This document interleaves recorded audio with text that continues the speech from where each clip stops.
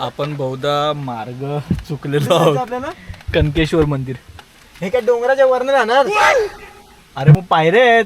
आता मला वाटलं पायऱ्या इथे आहेत. हे बघ आपल्याला मॅप जिथे घेऊन आला आपण तिकडे आलो. तिकड जास्त वाटतं. सो कार्तिकचा सीन असा आहे की त्याला तिकट चालतच नाही. मी संध्याकाळी सांगतो. संध्याकाळी रांजणपाडा धबधबा आणि धरण पाहिल्यानंतर आता आपण कनकेश्वर महादेवाचं मंदिर पाहायला जाणार आहोत. आता आपण अलिबाग रेवस रस्त्यावर आहोत आणि तिकडून हे बघा आता हे नायराचं एक पेट्रोल पंप लागेल आणि तिकडून 400 मीटर अंतरावर एक डावीकडे वळण जाईल. ठीक आहे, हे बघा मॅप लावलेला आहे. मॅपवर तुम्ही थेट कनकेश्वर मंदिर टाकू शकता आणि त्यानंतर तुम्ही थेट पायथ्याला पोहोचाल कनकेश्वर मंदिराच्या. पण तिकडून जवळपास 500 ते 700 पायऱ्यावरती चढून कनकेश्वर मंदिराचं दर्शन घ्यायला जायचं आहे. हे कनकेश्वर मंदिर झिराड गावामध्ये येतं. हा टर्न आलेला आहे, मी तुम्हाला दाखवतो. हा बघा इथे नाही आहे, आपल्याला हा टर्न मारायचा आहे या बाजूला. इथे तुम्हाला हा शिवाजी चौक दिसतोय, आगरसुरे फाटा म्हणून. तिकडून हा टर्न मारायचा आहे. ठीक आहे, सॉरी, तिकडून आपल्याला डावीकडचं वळण घ्यायचं आहे आणि सरळ रस्ता पकडायचा आहे आणि त्यानंतर आपण कनकेश्वर मंदिराच्या पायथ्याला पोहोचणार आहोत. आपण बहुधा मार्ग चुकलेलो आहोत. कनकेश्वर मंदिर हे काय डोंगराच्या वरनं राहणार? अरे मग पायऱ्या आहेत. आता मला वाटलं पायऱ्या इथे आहेत. हे बघ आपल्याला मॅप जिथे घेऊन आला आपण तिकडे आलो.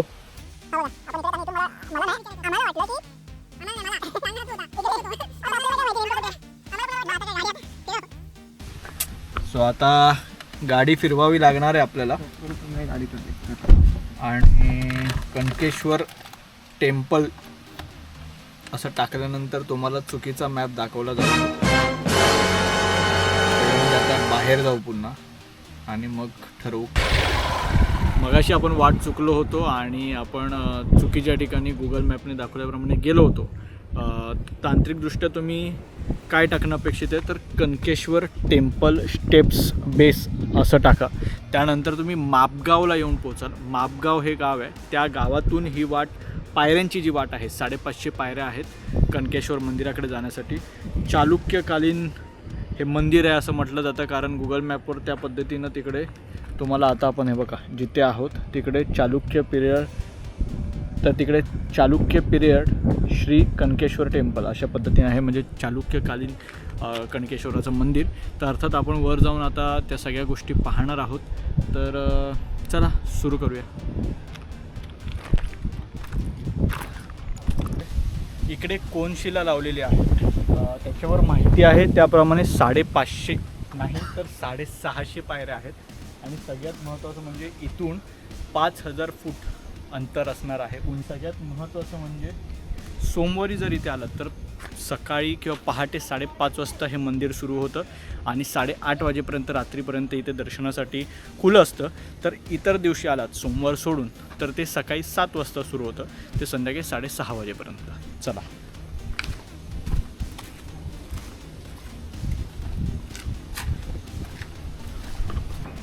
तर जागोजागी बसण्यासाठी आसनाची व्यवस्था करण्यात आलेली आहे. त्यामुळे निवांत निसर्गाची मजा घेत आराम करत चला. बसत नाही, आम्ही आराम नाही करणार. नाही, चला. आवाजावरून जाणवते दम लागलाय. दम लागणं आणि आराम करण्यात फरक आहे आणि फेस निघणं म्हणजे कसं आहे बघा. मला बरंच चेंज करतो रे. छान. अरे कलाकार उत्तम होऊ शकतो. ते 360च्या प्रेमात आहे. ते बघा ते 360च्या प्रेमात पडले. 360 लावतात. चला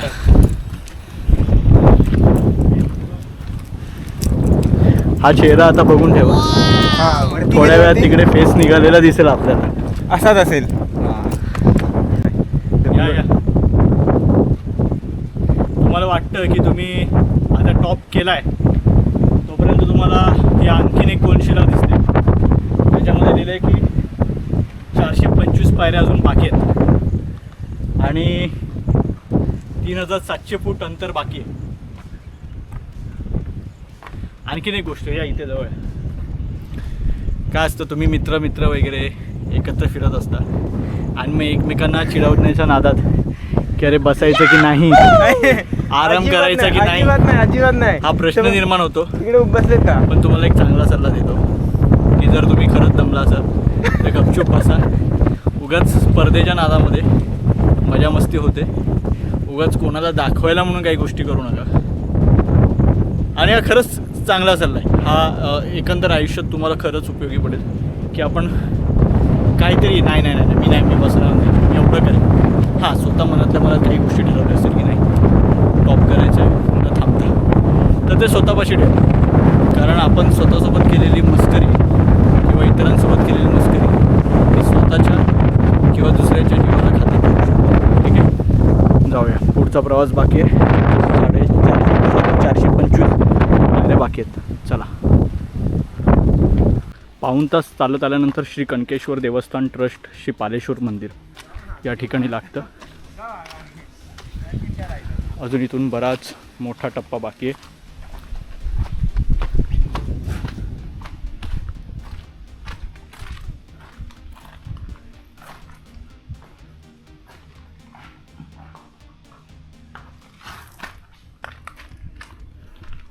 श्री महादेव यांची पिंडच आहे.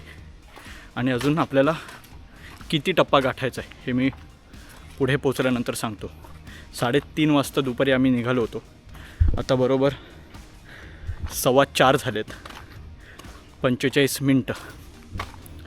आता पुढचा टप्पा किती आहे ते पाहूया. श्री क्षेत्र कणकेश्वर देवस्थान ट्रस्ट सुस्वागतम.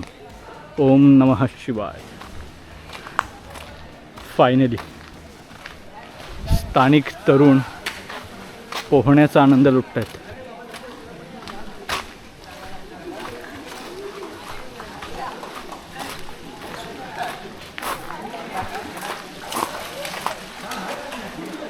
ब्रह्मकुंड आहे. साक्षात ब्रह्माच्या कुंडामध्ये तरुण आंघोळ करत अमर होत आहेत वाटतं. क्या बात. अमर होत आहेत. बरोबर आहे. मला वाटतं अजून मंदिराची वाट बाकी आहे.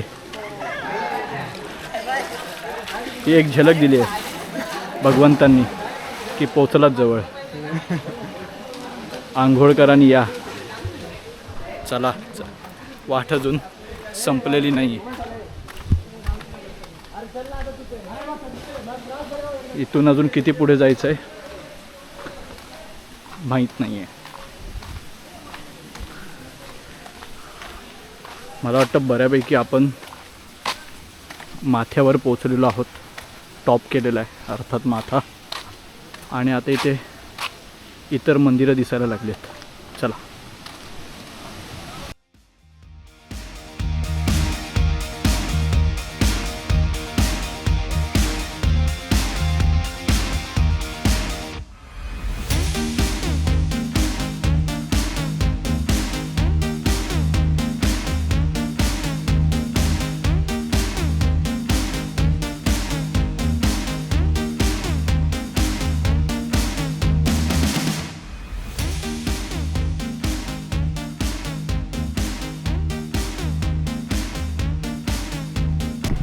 खाली आलो आहोत. 41 मिनटं उतरायला लागली. चढण्यासाठी जवळपास 1 तास. जर तुम्ही सलग चालला तर मला वाटत नाही आम्ही हार्डली एखादा हॉल्ट घेतला जो मागे आपण बसलो होतो तोच. त्यानंतर आपण संत पद्धतीनं चालतच होतो, थांबलो नाही आपण. ओके, तर 1 तासात आपण पोहोचतो. उतरायला 41 मिनटं वाट लागते. तुम्हाला एकंदर एक्सप्रेशन्सवरून लक्षात आलं तर काय मस्त वाटलं. हां, म्हणजे नाही दमला वगैरे नाही. हा माणूस नाही आहे. हा दमत नाही. माणूस म्हणून. हा मी काय? दमलोय. आता जरा शांत बसणार आहे. बस पाणी बिणी पिणार आहे, बस. आणि झालं काय की आम्ही पाणी कॅरी केलं नाही. आणि मग आम्ही जाणीवपूर्वक विकतसुद्धा घेतलं नाही. म्हणजे पैसे नव्हते. कारण आम्ही कॅश कॅरीच केली नव्हती. आणि ऑनलाईनला नेटवर्क. अरे हा असा माणूस आहे. तर पैसे घेतले नव्हते म्हणून आम्ही जाणीवपूर्वक पाणी घेतलं नाही. सो चढून उतरून पाण्याचा एक थेंब पोटात गेलेला नाही आहे. आता खाली आल्यावर गाडीत बसल्यावर पहिलं पाणी पिणार आहोत. ठीक आहे, तर अलिबाग दर्शनासाठी येत असताना आपण सासवणे, त्याच्यानंतर करमरकर शिल्पालय, एक बीच आवास बीच केला, त्याच्यानंतर रांजणपाडा धबधबा आणि मग आपण कनकेश्वराला आलो झिराडमधल्या. मध्ये जेवलो. हां, आणि मध्ये जेवलोसुद्धा, एक अर्धा तास पाऊण तास तिकडे गेला. तर बऱ्यापैकी म्हणजे साधारण चढायला 1 तास, वरती अर्धा तास थांबलो आणि उतरायला 41 मिनटं, म्हणजे साधारण 2-2.5 तास आमच्या इथे गेले. कारण आम्ही जेव्हा आलो तेव्हा आम्ही जवळपास अर्धा तास गाडीमध्ये झोपलो होतो, कारण पहाटे लवकर उठलो होतो, भाऊच्या धक्क्यावर पोचायचं होतं म्हणून. तर मग आत्ता वाजलेत 5:45. ठीक आहे, तर आता बघू पुढचा दौरा कसा असणार आहे.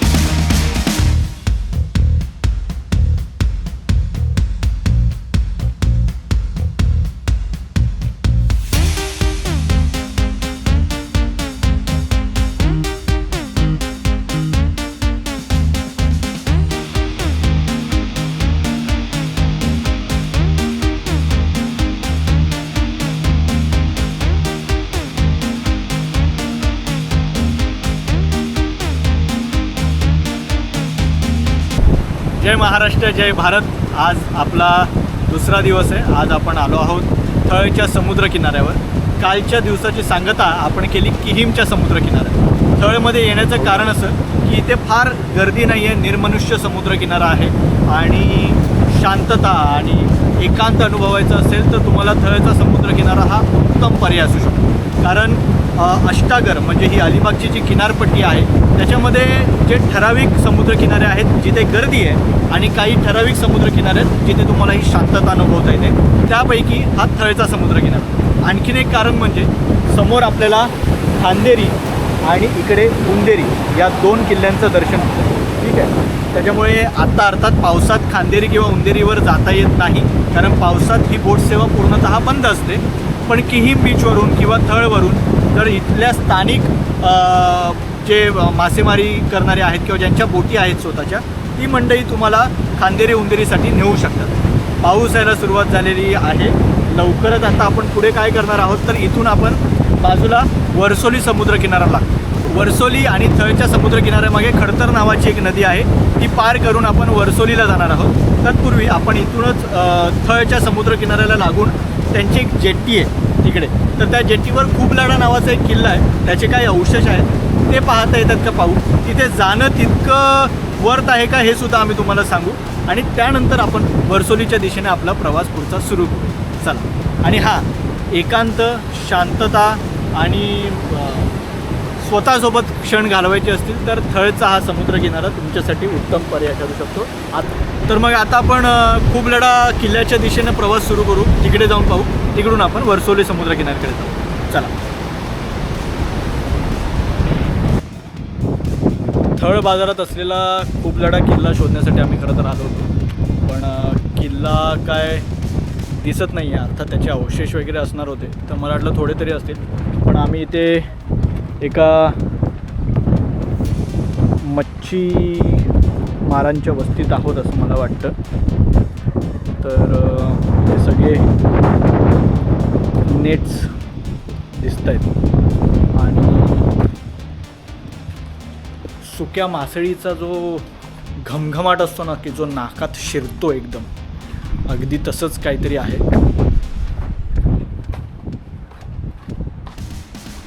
दूरदूरवर आता हा खाडीचा भाग लागलेला आहे आणि इकडे जर तुम्ही पाहाल तर सगळ्यांच्या बोटी ज्या आहेत त्या सगळ्या लावून घेतलेल्या आहेत. का तर नारळी पौर्णिमेला या सगळ्या बोटी पुन्हा एकदा मासेमारीसाठी बाहेर पडतील. हे थळ बाजारची जेट्टी. आम्हाला असं वाटतं की हे जे अवशेष आहेत इकडे तर ते कदाचित खूपलडा किल्ल्याचे असू शकतात, किंवा मग आणखी पुढे जाऊन काही दिसतंय का पाहतोय आम्ही. चलो आता इथून वर्सोली समुद्रकिनाऱ्याकडे जाण्याचा प्रवास सुरू करूया. इथे हे दोन बैल पद्धतीनं बघतायत की आपण इथे फार वेळ न थांबणंच ठरेल. चला आत्ता आपण आलो आहोत वर्सोली समुद्र किनाऱ्यावर. माझ्या मागे तुम्हाला सुरूचं बंद दिसतंय आणि इकडे जर तुम्ही पाहाल तर हा अथांग पसरलेला समुद्र.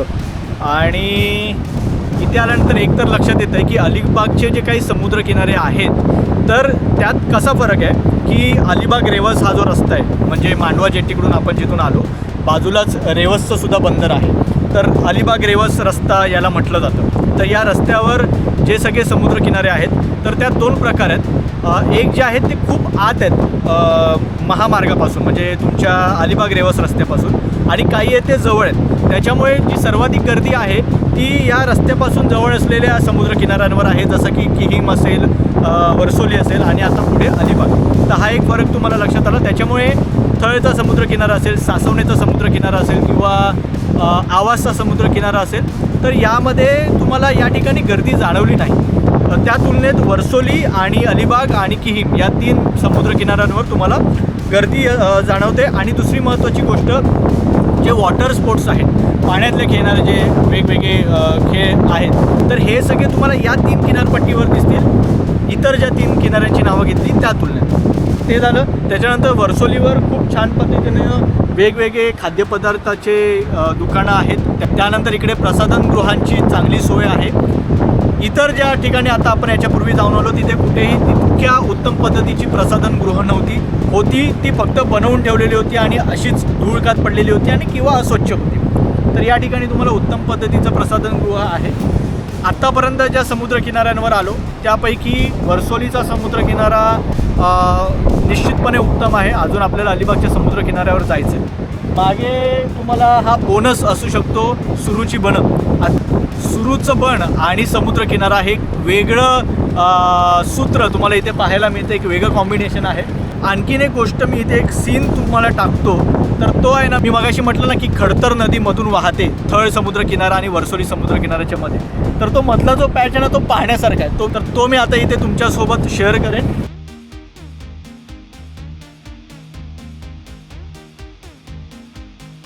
आम्ही आता अलिबागच्या म्हात्रे खानावळमध्ये आलेलो आहे.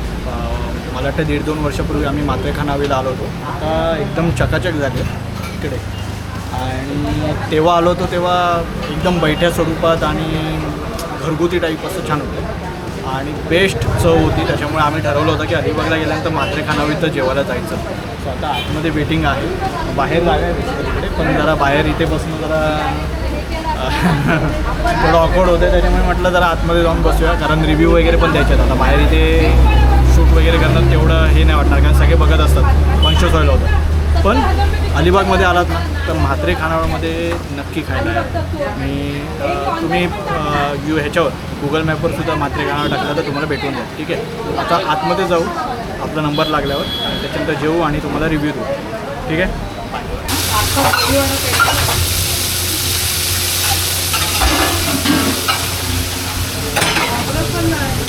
अजिबात नाही. एवढी नाही.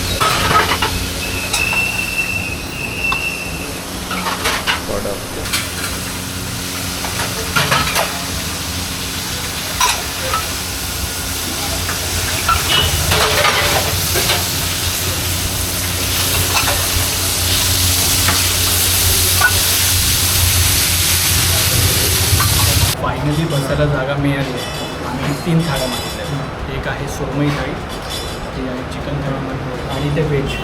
सो तिन्ही वेगवेगळ्या थाळ्यांचे तुम्हाला रिव्ह्यू, म्हणजे रिव्ह्यूला आपण काय म्हणू शकतो मराठीत, हे रिव्ह्यूला काय म्हणतो, प्रतिक्रिया. हां नाही प्रतिक्रिया नाही,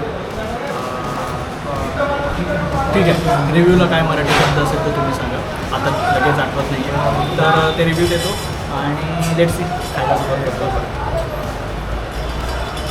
मात्रे खानावळीला येण्याचा निर्णय एकदम बरोबर होता. कमाल जेवण आहे, कमाल टेस्ट आहे. माझा तरी रिव्ह्यू तोच आहे. सुरमई बेस्ट झाली आहे आणि सुरमई हे बघा, चपातीत घेतल्यानंतर ती बुडवण्यासाठी ना कोळंबीचा रस्सा आहे. आणि कोळंबी ही कोळंबी आहे, रंग हाताला दिसतो, कमाल टेस्ट आहे. मसाले पण परफेक्ट आहेत, मजा आली. चिकनचा रिव्ह्यू घेऊ आणि मग आपण व्हेजचा पण रिव्ह्यू घेऊया. चिकन छान आहे, बेस्ट बेस्ट आहे. घाम निघाला. म्हणजे मला जनरली जास्त तिखट लागतं, तिखट जास्त वाटतं. सो कार्तिकचा सीन असा आहे की त्याला तिखट चालतच नाही, पण आता तिखट आहे म्हटल्यावर खावं तर लागणार आहे. ठीक आहे. आणि व्हेज पण Veg? बेस्ट आहे. बेस्ट आहे. डाळ तर इतकी उत्तम आहे. डाळ मस्त म्हणतो तुम्ही. बाकी भाजी वगैरे. उत्तम. सो मला वाटतं तुम्ही व्हेज असाल किंवा नॉनव्हेज खाणारे, तुम्ही आवर्जून म्हात्रे खानावळीला भेट द्या. सुरमई थाई आणि चिकन आपले आपण सजेस्ट करू म्हणतो ना की आम्ही तुम्हाला हमखास सांगू की सुरमई थाई आणि चिकनची थाई तुम्हाला नाराज करणार नाही. आणि व्हेजचा पण रिव्ह्यू बेस्ट आहे. डेफिनेटली या, नक्की या. इंग्रजांनी सुद्धा ज्यांची भीती खाल्ली होती आणि ज्यांना इंग्रज समुद्रावरचा शिवाजी म्हणायचे असे कान्होजी आंग्रे, सरखेल कान्होजी आंग्रे यांचं हे समाधीस्थळ आहे. दुर्दैवानं नेमकं आज आपण आलो आहोत आणि सुशोभीकरणाच्या कारणास्तव पुढील आदेश होईपर्यंत सदर उद्यान आणि समाधीस्थळ बंद आहे असा हा आदेश असलेला फलक तुम्हाला दिसतो आहे. पण आपण थोडंसं या पुढे, जर तुम्ही आतमध्ये पाहाल तर तिकडे समाधी चौथरा आपल्याला दिसतो आहे आणि बरेच समाधी चौथरे पुढे आहेत त्या बाजूला. ठीक आहे. आणि इकडे कान्होजी आंग्रेंचा या बाजूला पुढे तिकडे पुतळा आहे. आणि इथे यायचं असेल तर तुम्हाला हा बघा बाजूला छत्रपती शिवाजी महाराजांचा पुतळा आहे, एकदम चौकच आहे तो, त्याच्या बाजूला लागूनच कान्होजी आंग्रे यांचं समाधीस्थळ आहे. त्याच्यामुळे आता खानावळीत जेवण आटपल्यानंतर अगदी जवळ असलेला स्पॉट किंवा स्थळ कान्होजी आंग्रेंची समाधी होती. आता आपल्याला अलिबागचा समुद्रकिनारा, त्याच्यानंतर चुंबकीय वेधशाळासुद्धा आहे. तर आम्ही प्रयत्न करतो आहे की चुंबकीय वेधशाळा म्हणजे नेमकं काय हे मुलांना कळावं. तर आम्ही त्यांच्याशी बोलणार आहोत की आम्हाला आतमधून ती दाखवण्याची परवानगी मिळेल का. आणि त्याच्यानंतर हिराकोट उद्यान आणि तलाव आहे, तर तोही पाहायचा आहे. तर अलिबागमध्ये आल्यानंतर साधारण या गोष्टी तुम्हाला पाहता येतात. अजून काही विस्तृत माहिती असेल तर मी पुढच्या प्रवासात ती तुम्हाला देईन. तुर्तास आपण पुढचा प्रवास सुरू करूया. चला. सरखेल कान्होजी आंग्रे यांच्या समाधीस्थळाचं दर्शन घेतल्यानंतर आत्ता आपण अलिबागची चुंबकीय वेधशाळा पाहायला खरं तर आलो होतो. ही बघा, खरं तर ही मागची बाजू आहे या चुंबकीय वेधशाळेची, कारण अतिसंवेदनशील जागा असल्यामुळे तिकडे शूटिंग किंवा चित्रीकरण करण्यास मनाई होती. त्यामुळे अर्थात माहिती देणं गरजेचं होतं, कारण विद्यार्थ्यांच्या दृष्टीनं अत्यंत महत्त्वाची आणि अभ्यासपूर्ण जागा आहे. या ठिकाणी आपल्या मुलांना किंवा एखाद्या शाळेने आपल्या मुलांची सहल कुठे काढावी तर अशा चुंबकीय वेधशाळा ज्या आहेत किंवा इतर जिथे तुमचा अभ्यास होऊ शकतो, तर हा एक उत्तम पर्याय असू शकतो शैक्षणिक सहलीसाठी.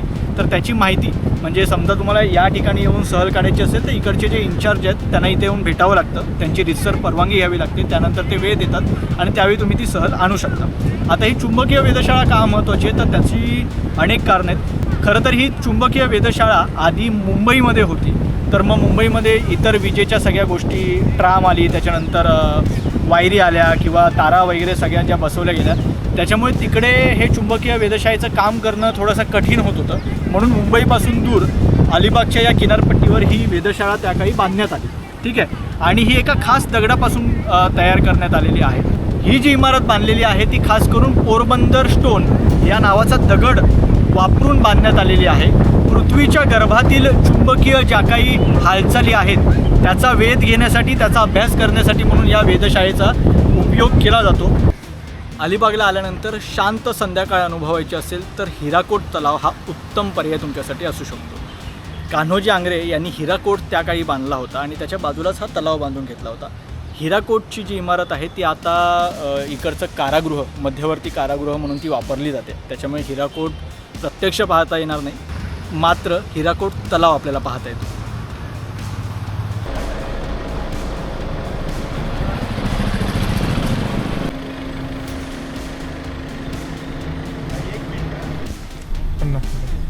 किती? 50 रुपये नगर परिषदेचे आपल्याला इथे भरावे लागतात रस्त्यावर. आणि समोर आहे अलिबागचा समुद्रकिनारा. आत्ता आपण आलो आहोत अलिबागच्या समुद्रकिनाऱ्यावर. तुम्हाला हा समोर दिसतोय तो अथांग पसरलेला अलिबागचा समुद्रकिनारा.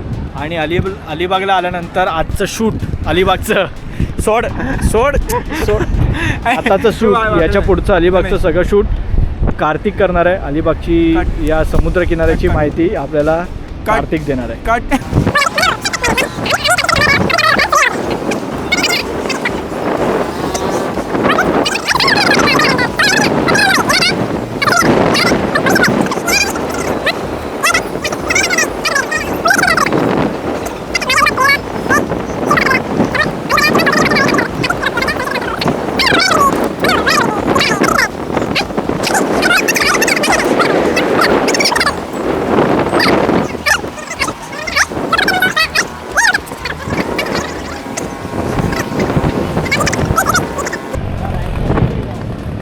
फायनली अलिबाग समुद्रकिनाऱ्यावर आपण आलेलो आहोत.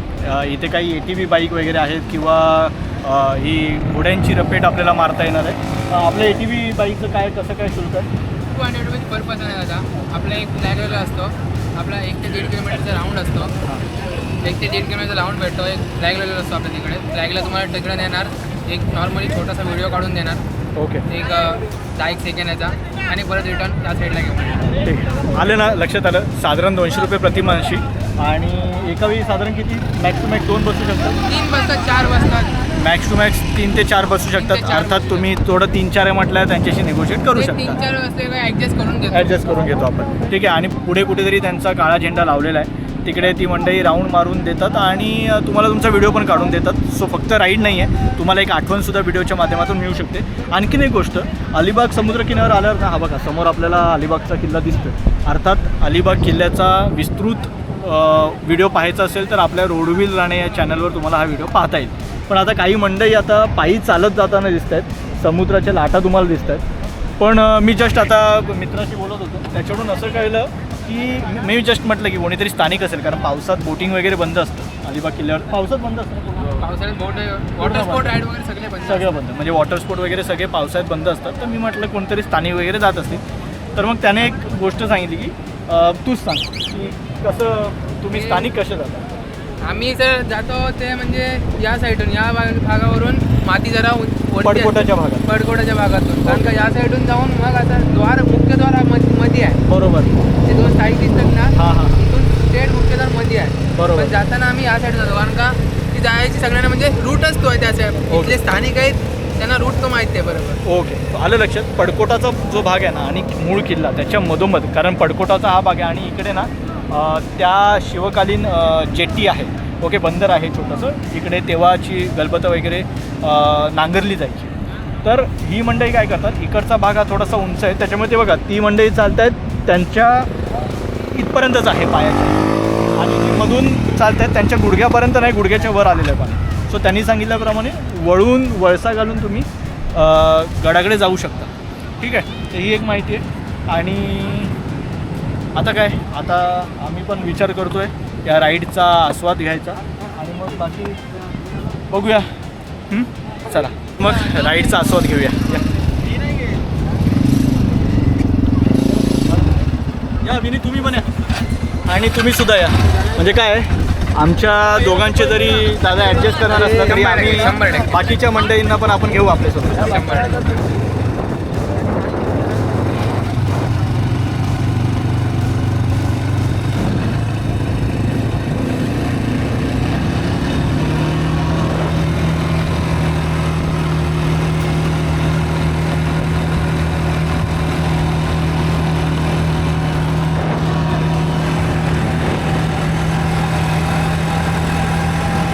काय नाही, आपण फक्त मजा घ्यायची आहे, चालवतात ते. नाही चालू शकत. नंतर मी येणार आहे चालवायला.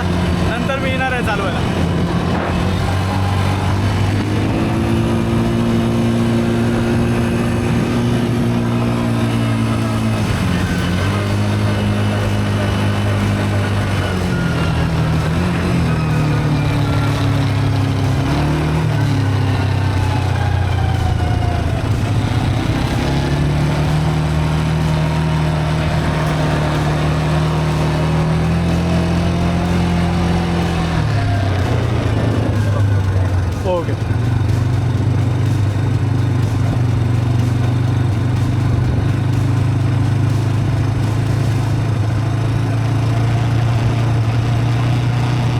घट्ट पकडा.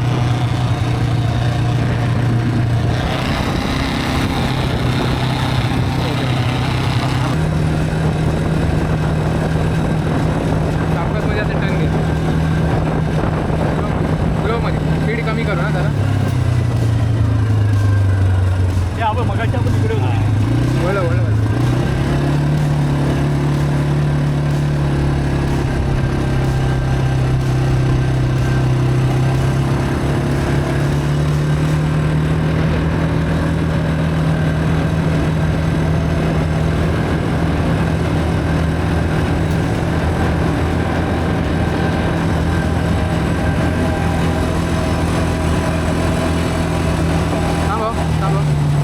ब्रेक दा. हे कुठे हे चालेल. या फ्लॅगला टर्न मारून काय करू? अच्छा.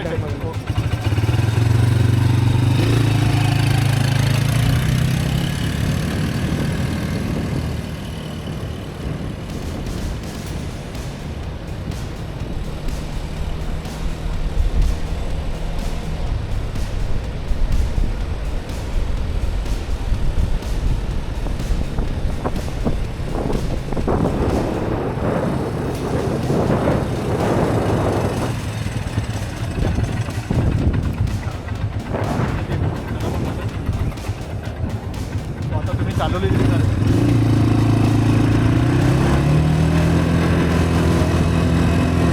पाण्याचा स्लो घ्या. सरळ ड्रोन उडवता येईल का इथे? इकडे. हां ड्रोन उडवता येईल? काय का ड्रोन उडवता येईल? ड्रोन परमिशन नाही दादा. स्लो घ्या.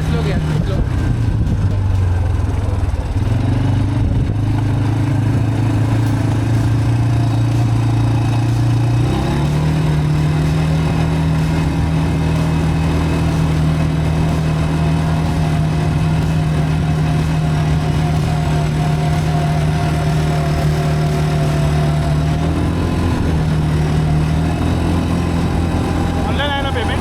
हो.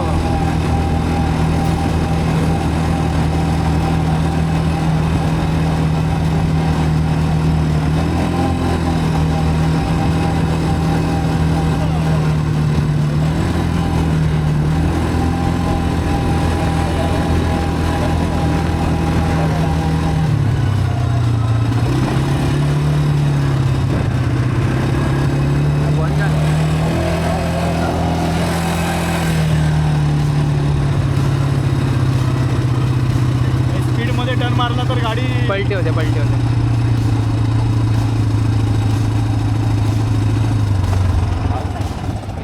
जरा पुढे दे.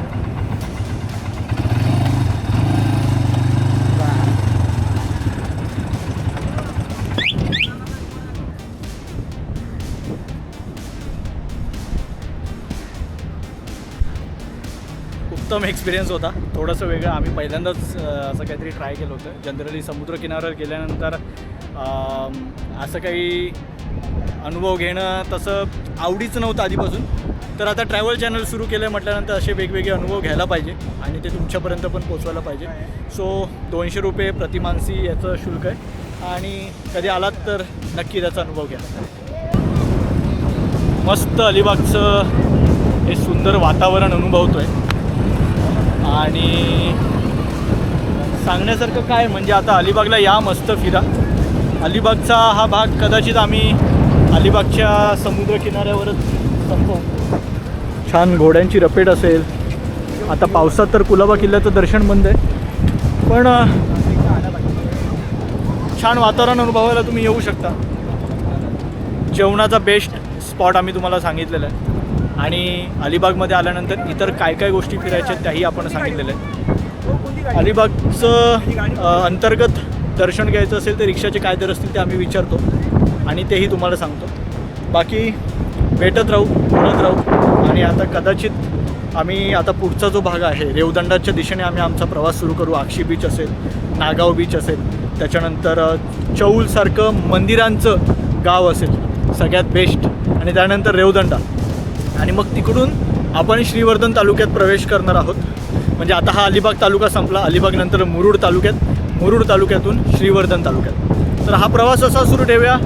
तुर्तास थांबतो. या नवीन प्रवासासाठी काही सूचना तुमच्या असतील तर त्या जरूर कळवा आणि व्हिडिओ आवडला असेल तर लाईक, शेअर, सबस्क्राईब जरूर करा. जय महाराष्ट्र, जय भारत.